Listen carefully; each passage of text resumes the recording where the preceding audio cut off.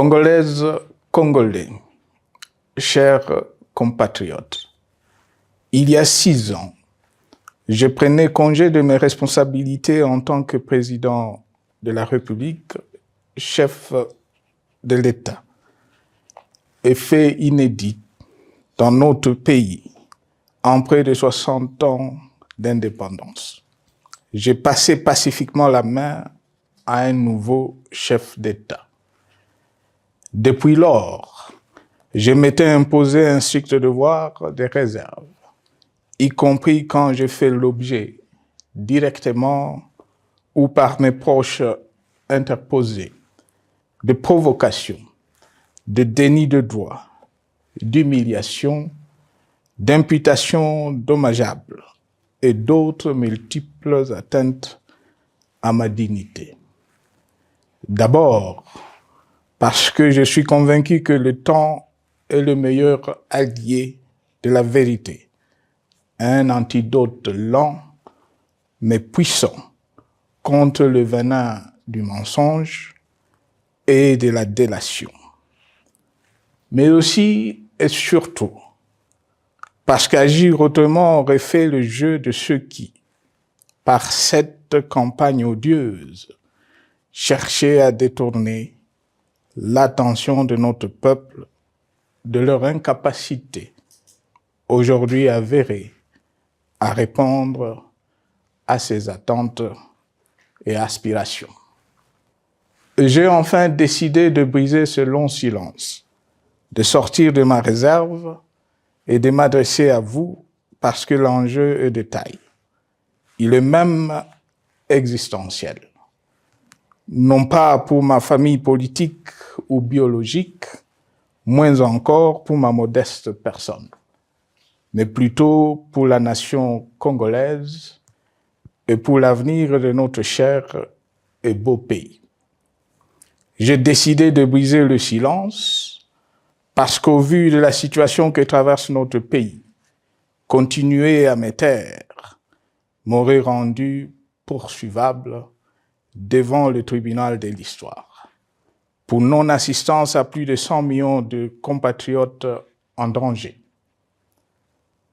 Je saisis cette opportunité pour partager avec vous mes réflexions et participer ainsi à la recherche de la solution à la crise que traverse notre pays, la République démocratique du Congo, terre de nos ancêtres, car il est gravement malade et son pronostic vital engagé.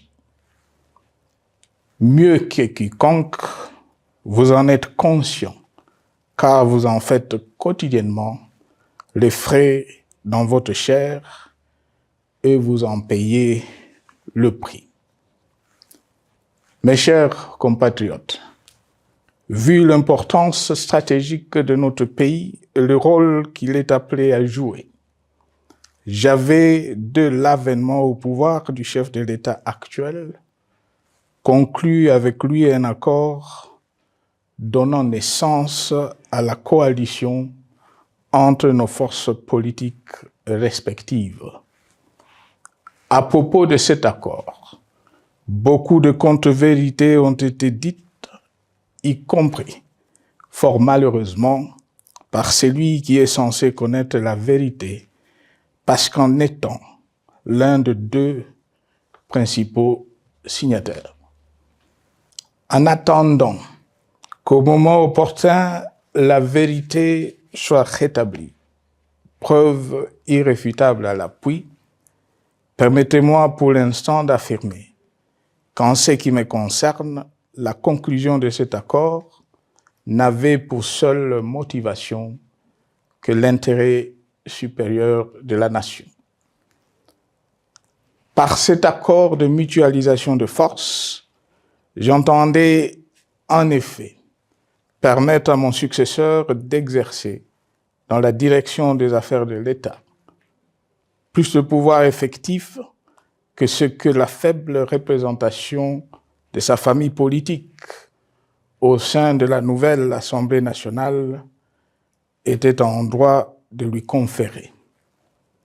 Je voulais par ailleurs faciliter le fonctionnement harmonieux des institutions et éviter à la nation, comme à notre jeune démocratie, d'éventuelles crises politiques qui leur auraient été fatales.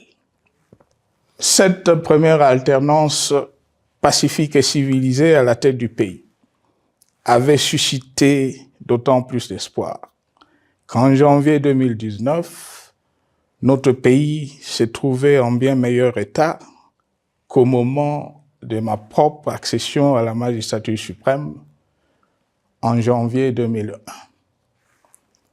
Alors que j'avais trouvé un pays au bord de l'implosion, miné par une longue dictature et des guerres, sans institutions républicaines, économiquement en faillite et socialement déchiré. Bref, un pays dont l'incertitude de lendemain menaçait la stabilité de toute la région. Le 24 janvier 2019, j'avais en effet légué un bien meilleur héritage à mon successeur, à savoir un pays réunifié, largement pacifié et dont les limites territoriales correspondaient exactement à celles qu'elles étaient au 30 juin 1960. Une nation reconstituée, réconciliée et fière de sa diversité. Un État doté d'une constitution progressiste et des institutions fonctionnant harmonieusement. Une économie dynamique et résiliente et débarrassée du fardeau de la dette hérité de régimes antérieurs, du fait de multiples réformes structurelles engagées. Une armée nationale républicaine de plus en plus professionnelle et capable de relever le défi de la défense de l'intégrité du territoire national.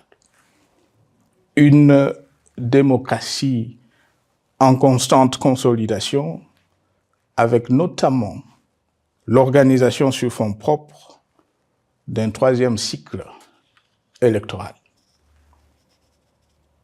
Le cœur serré, je constate qu'à peine 6 ans après, ce bel héritage en indivision, légué à l'ensemble de notre peuple, a été complètement dilapidé par celui qui en avait reçu la garde. Que notre pays offre un spectacle de plus désolant et qu'il suscite d'autant plus de désespoir au sein de notre peuple et de pitié et de moquerie à travers le monde, que l'inconscience de ses dirigeants ne permet aucun espoir de redressement. Cette détérioration rapide de la situation générale du pays est principalement due à l'inverse du pouvoir sans limite. Le nouveau dirigeant s'illustre en effet par une série de remises en cause, reniements et violations intentionnelles de la Constitution, avec en toile de fond la volonté irrésistible de concentrer tout le pouvoir entre les mains d'un seul homme, au mépris du pacte qui cimentait la cohésion de notre peuple. Le premier acte de remise en question de ce pacte républicain, véritable socle de stabilité et de cohésion nationale, a consisté à violer délibérément la Constitution et les lois pertinentes lors du premier remaniement de la Cour constitutionnelle par le président de la République. La violation de ce texte juridique, fondement de tout état de droit, pour de simples raisons de confort politique est devenue depuis lors une marque distinctive de la gouvernance de notre pays. Dans le même esprit, en décembre 2020, il fut organisé un coup d'État institutionnel à la suite du renversement en pleine mandature d'une majorité parlementaire, pourtant dévolue par le peuple souverain, ainsi que le gouvernement qui en était issu.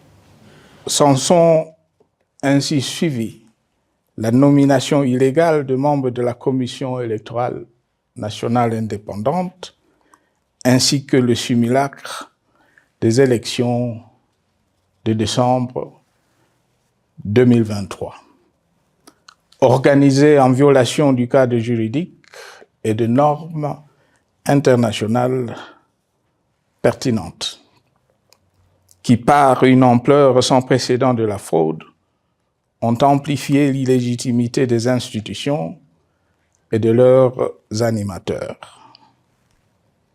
Le coup de grâce a été donné par l'annonce du projet de changement de la Constitution, un projet dont la réalisation liquiderait totalement le consensus national de Sun City. Les conséquences négatives de cette gouvernance non orthodoxe sont pour le moins stupéfiantes. Le pays est ainsi devenu un espace de non-droit.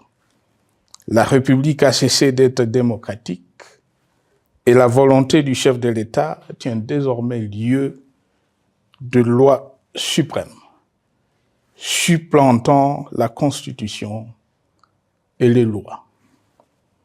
En revanche, érigé en politique du gouvernement, le populisme et la démagogie, le mensonge et l'arrogance, la discrimination et la stigmatisation de certaines composantes de notre peuple, l'institutionnalisation du tribalisme et du népotisme,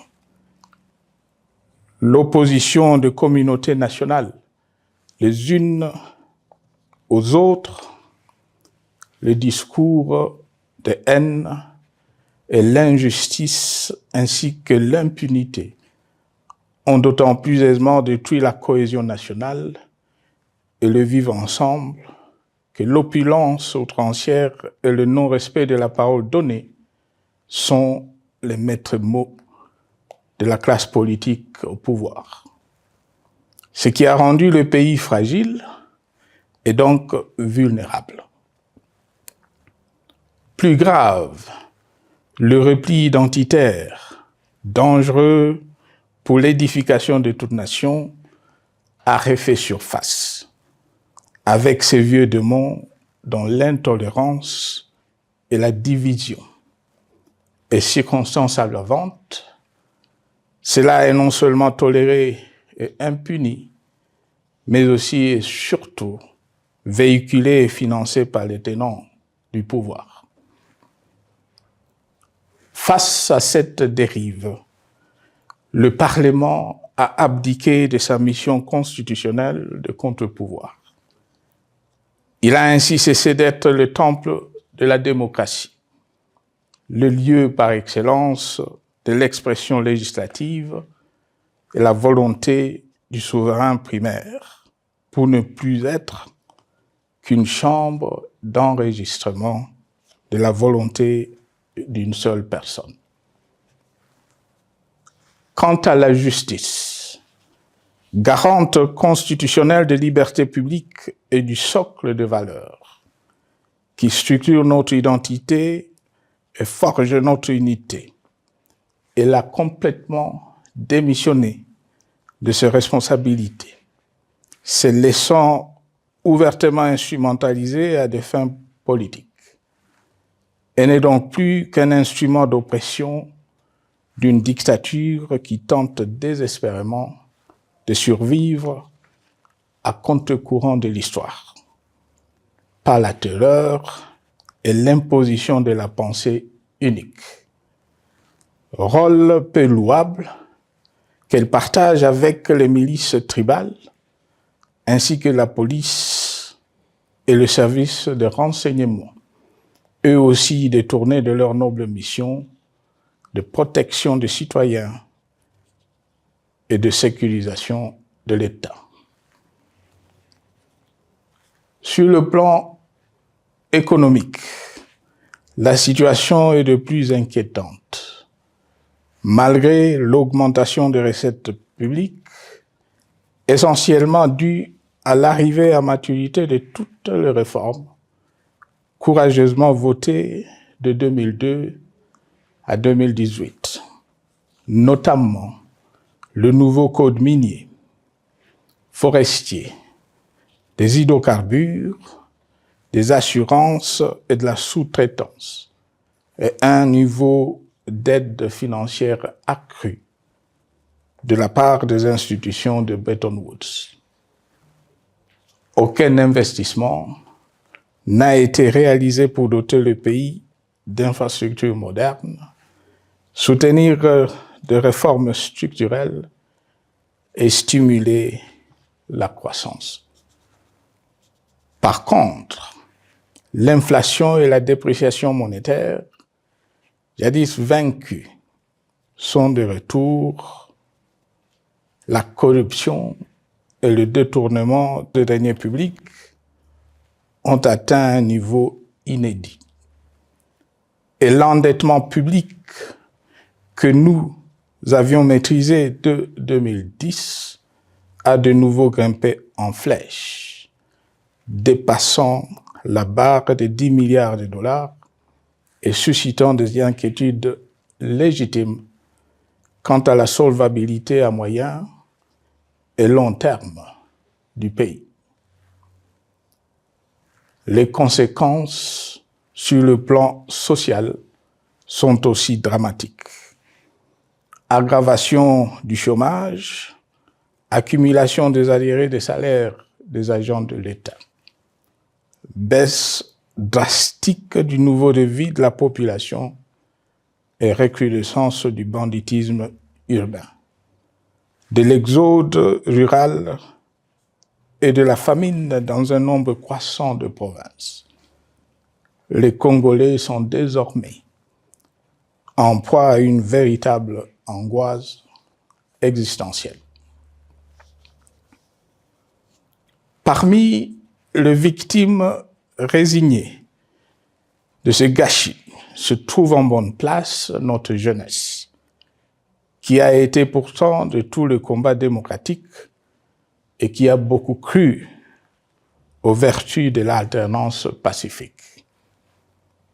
Aujourd'hui, sans repère ni perspective sérieuse du lendemain, ils se sont abandonnés, laissés à la merci des entrepreneurs de conflits et de vendeurs d'illusions de tous bords. Rien de ce qui lui a été promis depuis 6 ans n'a été réalisé. À cette jeunesse désabusée, comme à l'ensemble de notre peuple, nous tenons à donner une assurance. L'échec d'un régime compromet, mais ne scelle pas définitivement le sort d'un peuple. Mes chers compatriotes, s'agissant de la situation sécuritaire, dans les grandes agglomérations comme dans nos campagnes, elle est partout plus que préoccupante. C'est le cas notamment au nord Kivu, au sud Kivu, en Ituri, au Maniema, au Tanganyika, au Katanga et au Mai-Ndombe, province pourtant voisine de Kinshasa, capitale du pays et siège des institutions. Le sang de nos compatriotes civils et militaires, valeureux officiers et soldats des rangs, mais aussi députés, éminents membres de la société civile ou de partis politiques, a ainsi abondamment et gratuitement coulé. Du fait de l'intolérance, du cynisme, voire pire, d'un terrorisme d'État pratiqué dans un seul et unique dessein, l'abus du pouvoir pour le pouvoir. C'est le cas, entre autres, de plusieurs centaines de détenus du centre pénitentiaire de rééducation de Makala, sauvagement abattus dans la nuit du 1er au 2 septembre 2024, victimes sans défense d'un crime incontestable contre l'humanité, à ce jour resté impuni. Il en est de même de membres de la secte mystico-religieuse Wazalendo de Goma, de jeunes de la Junafek à Lubumbashi et du massacre des adeptes de l'église Mbidi à Kilwa. Cette déliquescence de la situation sécuritaire est due à la mauvaise gouvernance du pays qui, dans ces secteurs, est aujourd'hui caractérisée par une formation militaire bâclée, des recrutements et mises en place ethniquement motivés, ainsi que par l'emprisonnement sans jugement, aussi bien de plusieurs militaires et officiers de haut rang que des agents de l'ordre et de sécurité, majoritairement swahiliphones. Bien plus, à l'armée nationale, bouclier de la nation, instrument de préservation de l'indépendance nationale et de l'intégrité territoriale, il a été substitué de bandes de mercenaires, de groupes armés, de milices tribales et de forces armées étrangères qui ont non seulement montré leurs limites, mais aussi enfoncé le pays dans un chaos indescriptible. L'État a ainsi perdu le monopole de la violence légitime en sous-traitant aux groupes armés, autrefois maîtrisés, le maintien de l'ordre public et de la tranquillité nationale. Et comme si cela ne suffisait pas, l'armée nationale est vilipendée, conspuée et tournée en dérision par les autorités qui n'assument jamais rien alors qu'elles sont censées veiller à sa consolidation et à sa respectabilité. Pour les avoir formés, commandés et conduits au front, je connais nos soldats, boucs émissaires aujourd'hui de toutes les contre-performances enregistrées sur les champs de bataille. Ils ne sont pourtant pas intrinsèquement moins bons, moins nationalistes et moins loyaux.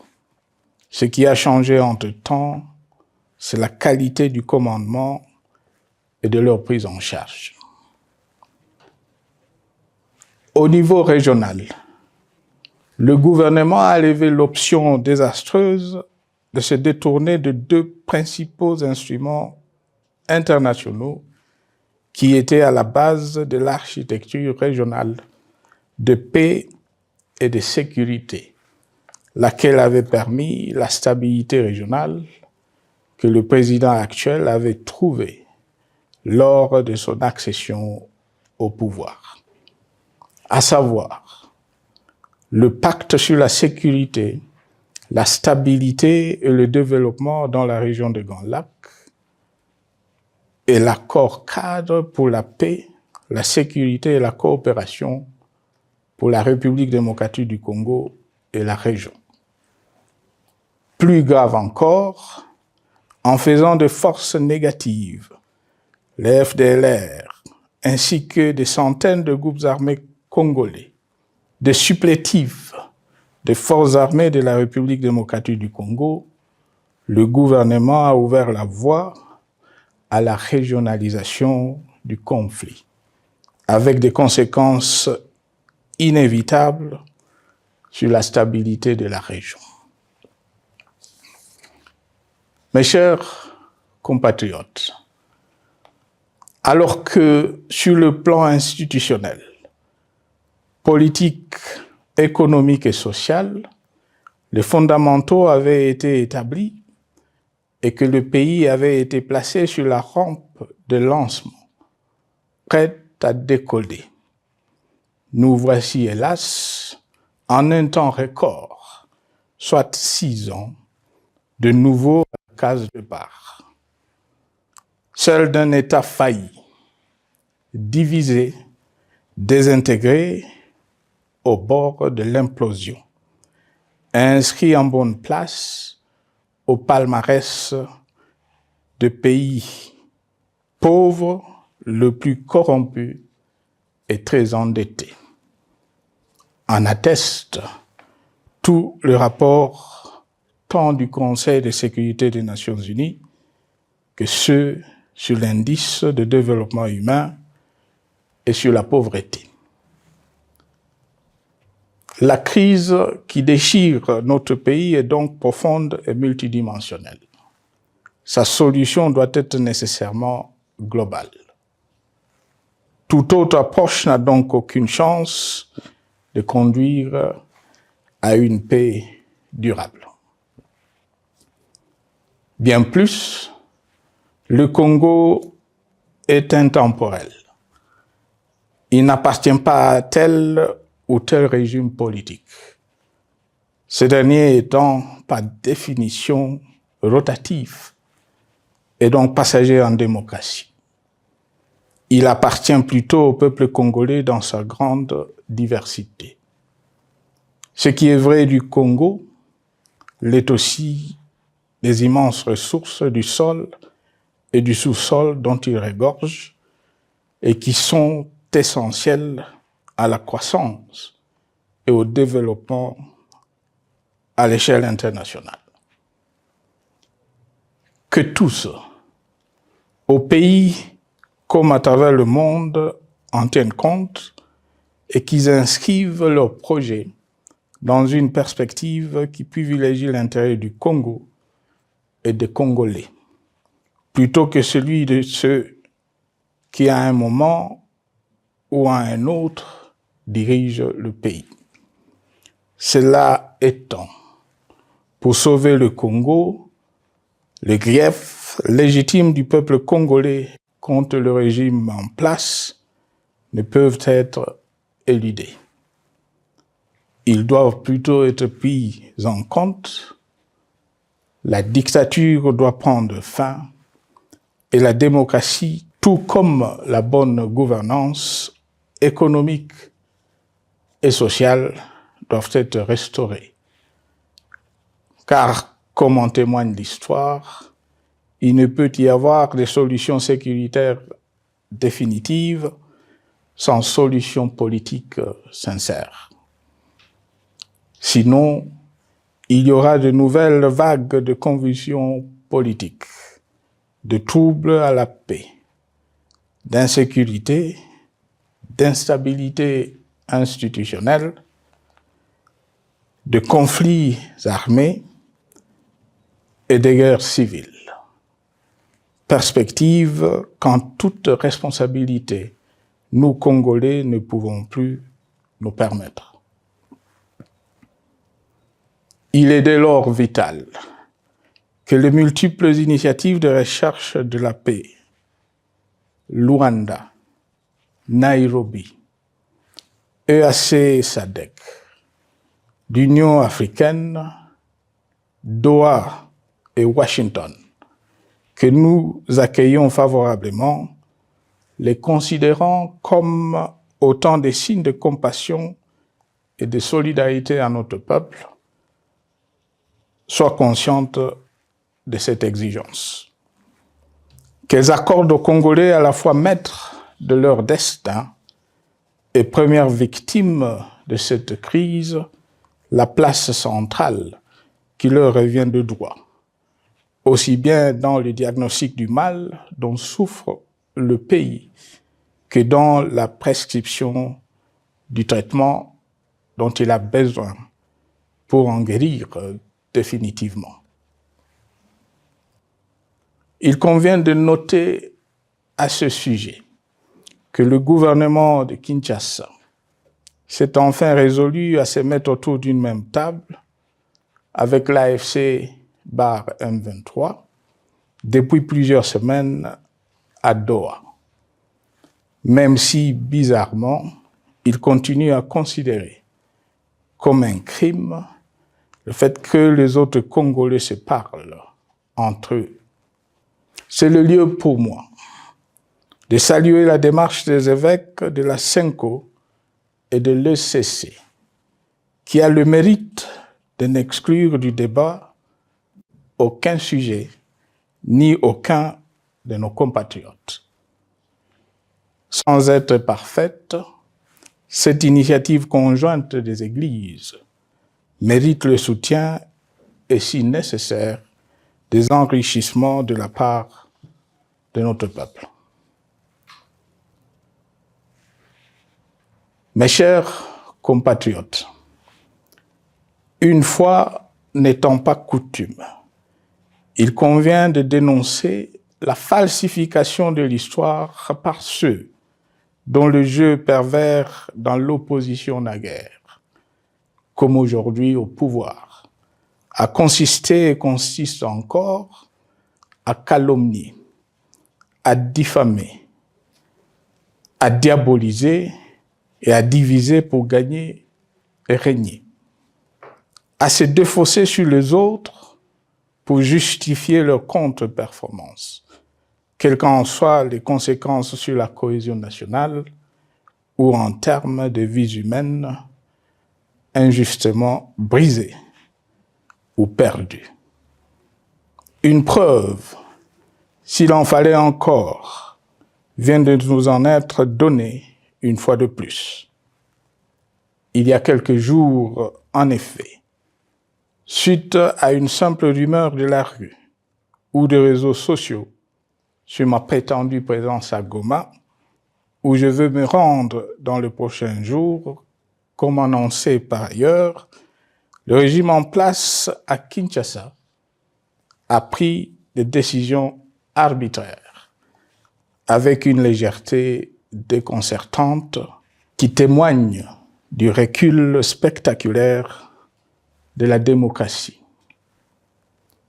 Mieux que quiconque, vous savez que pour moi, le Congo est la priorité absolue, que sa souveraineté et son intégrité territoriale ne sont pas négociables, que mon engagement pour la démocratie, la cohésion nationale, la paix et la stabilité n'est pas un slogan creux, et que le respect de la Constitution et des lois du pays, autant que celui de la parole donnée, sont sacrés.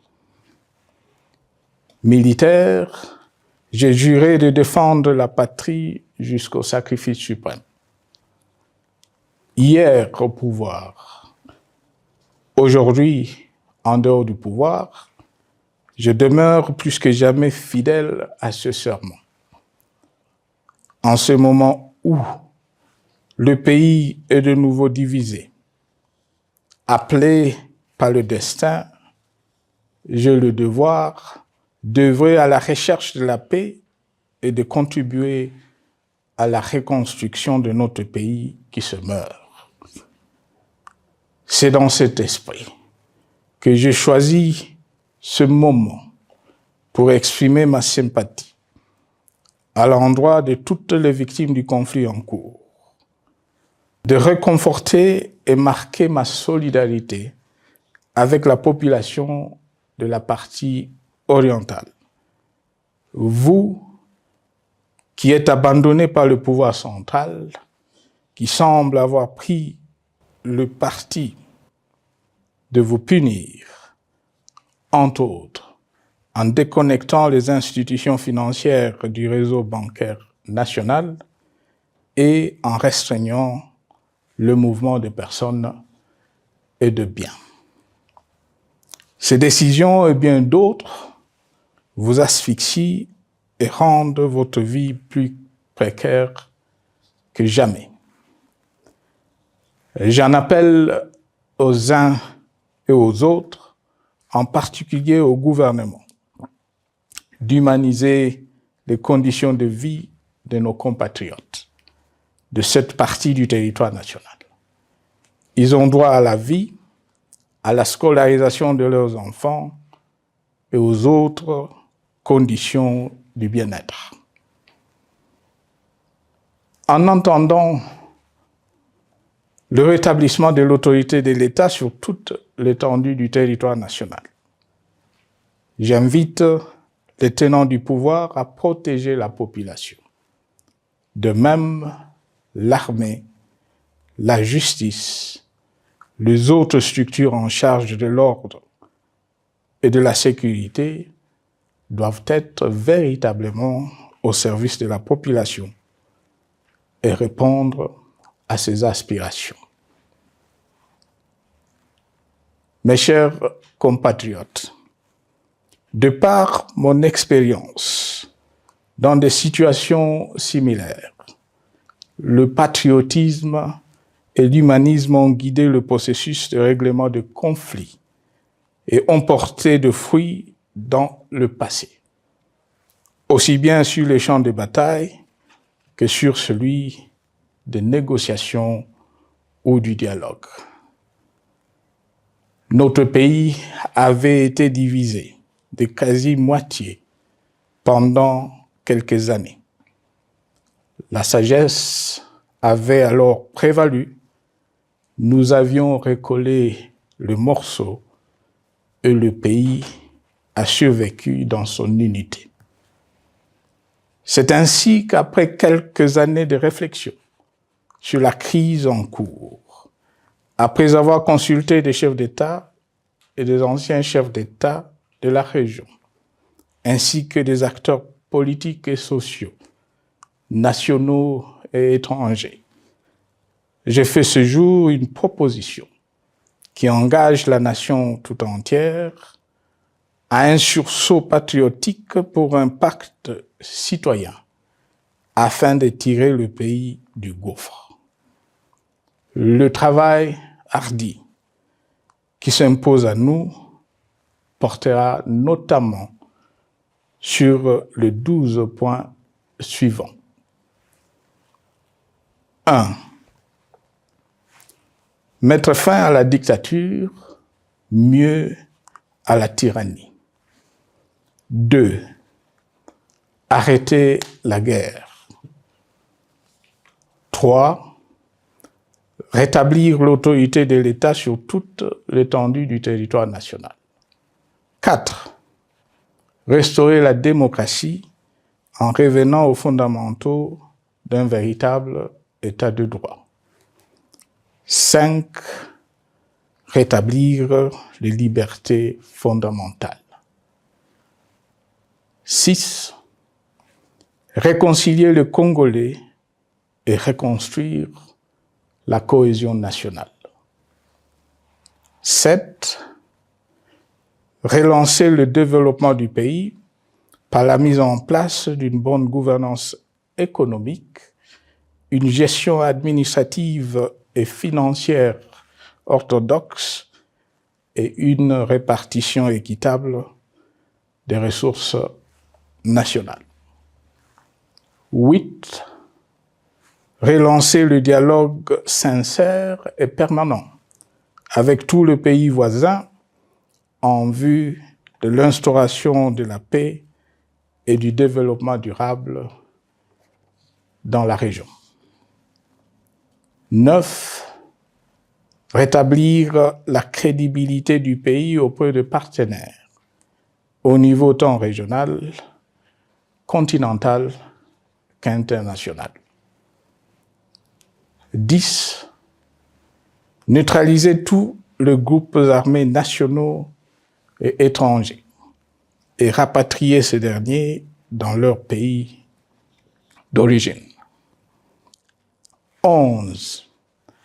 Mettre définitivement fin au recours et à l'utilisation des mercenaires, conformément à la Convention de l'Union africaine sur l'élimination du mercenariat en Afrique du 3 juillet 1977 et à la résolution des Nations Unies du 4 décembre 1989 portant sur la Convention internationale contre le recrutement, l'utilisation, le financement et l'instruction de mercenaires et rapatrier sans condition ceux qui sont déjà déployés sur le sol congolais. 12. Ordonner le retrait sans délai de toutes les troupes étrangères du territoire national. À ce sujet, je salue la décision sage des pays de la SADC de retirer les troupes de la SAMI DRC de notre pays. Vu l'immensité de la tâche ainsi décrite, je lance un appel solennel à tous les Congolais, sans distinction de sexe, d'ethnie, d'âge, de classe sociale, de zone géographique ou d'appartenance politique, qui aiment passionnément le Congo, qui sont prêts à tous les sacrifices, qui adhèrent sans réserve au pacte républicain de Sun City et qui tiennent au respect de la Constitution du 18 février 2006, à se dire autour de ces objectifs. Il s'agit de la refondation de l'État et de l'édification d'un pays qui a perdu ses repères. Mobilisons-nous et mettons à profit tous les moyens à notre disposition pour restaurer l'unité nationale, sauver le Congo et préserver son indépendance. Car l'Afrique et le monde nous regardent. Mes chers compatriotes, le Congo vaut mieux que la caricature qu'en donnent ses dirigeants actuels. Le Congo mérite mieux que cette politique extérieure faite de jérémiades et de mendicité. J'ai donc la ferme conviction que le peuple congolais est capable, aujourd'hui comme en 1960, de vaincre le démon de la division, qu'il est capable aujourd'hui, comme au cours de la décennie 90, de vaincre la tyrannie et la tentation du pouvoir absolu. Qu'il est capable aujourd'hui, comme en 2003, de prendre le dessus sur ce qui nous divise et de mettre fin à la violence armée qui oppose ses enfants. Pour y parvenir, chacun doit jouer sa partition. Je m'engage à jouer la mienne.